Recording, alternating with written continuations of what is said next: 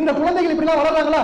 இப்படிப்பட்ட குழந்தைகள் படிப்புக்காக பள்ளிக்கூடங்கள் போறாங்களா, அவங்கள ஒரு சர்வே எடுக்கிறாங்க. இப்போ நம்ம சத்தியமூலம் புக்கை நீங்கள் எடுத்து பார்த்தீங்கன்னா அதில் வரும் எப்படி செய்தி அப்படின்னா, சென்னை, திருவண்ணாமலை, நீலகிரி ஆகிய 3 மாவட்டங்கள்ல 168 பள்ளிக்கூடங்கள்ல இவங்க சர்வே எடுக்கிறாங்க. போதைப் பொருட்கள் பயன்பாடு சம்பந்தமாக ஆய்வு பண்றாங்க. போதை பயன்படுறாங்களா பல இளைஞர்கள்லாம், அதன் சம்பந்தமாக ஆய்வு பண்றாங்க. அந்த பள்ளிகளில் சேர்ந்தவங்க 3021 மாணவர்கள்.